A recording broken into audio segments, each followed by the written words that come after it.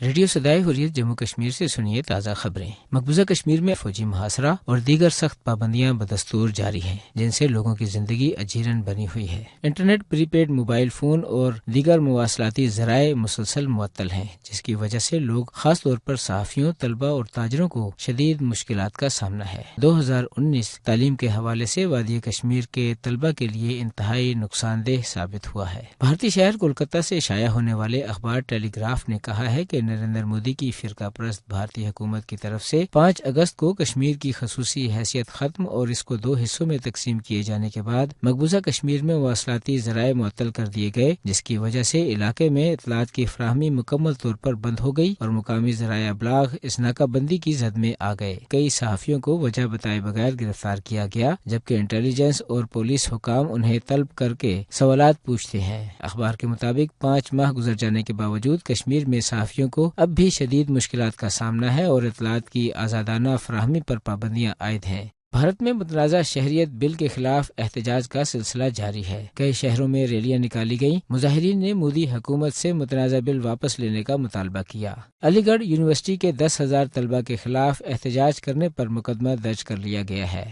بھارتی ریاست مغربی بنگال کی وزیر اعلیٰ نے ایک بار پھر مودی حکومت پر سخت تنقید کرتے ہوئے کہا ہے کہ بنگال میں حراستی کیمپ کسی بھی صورت میں قائم کرنے نہیں دیے جائیں گے۔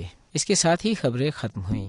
مقبوضہ کشمیر کی موجودہ صورتحال اور بھارت میں مسلم مخالف ترمیمی بل پر عالمی سطح پر جو تشویش اور مذمت کا سلسلہ جاری ہے، اس حوالے سے کشمیر تحریکی خواتین کی سیکرٹری جنرل اور حریت کانفرنس آزاد کشمیر شاخ کی خاتون رہنما محترمہ شمیمہ شال کیا کہتی ہیں، سنیے۔ امریکی سینیٹر کا یہ بیان کہ مقبوضہ جموں کشمیر میں جس طریقے سے انسانی حقوق کی پامالیاں ہو رہی ہیں اور بھارت کے اندر جو شورش اس وقت برپا ہے، اس پر ہماری گہری نگاہ ہے۔ کوری بیکر کا یہ بیان بہت ہی اہم ہے۔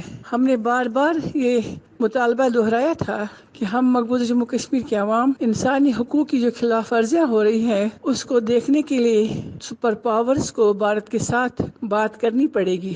ہمیں اسٹیٹمنٹس کی ضرورت نہیں ہے، ہمیں ایکشن کی ضرورت ہے۔ اور آج خود دنیا یہ دیکھ رہی ہے کہ بھارت کے اندر اقلیتیں اور خصوصاً مسلمان کس طرح سے ہراس کیے جا رہے ہیں، خوفزدہ کیے جا رہے ہیں، اور وہاں پر جو دہشت گردی کی جا رہی ہے اس کی مثال کہیں نہیں ملتی ہے۔ اور یہ بات سچ ثابت ہو رہی ہے کہ 2 قومی نظریہ ایک اصل فیصلہ تھا کہ مسلمان کبھی بھی بھارت کے اندر نہ خوش رہ سکتے ہیں نہ محفوظ رہ سکتے ہیں۔ دنیا کب تک بھارتی بربریت اور دہشت گردی پر مجرمانہ خاموشی اختیار کر کے رکھے گی؟ بھارتی مسلمانوں نے ترمیمی بل کو انڈین مسلم ہولوکاسٹ قرار دیا ہے۔ ابھی نہیں تو کبھی نہیں کی پالیسی مسلمانوں کی نسل کشی پر منتج ہوگی۔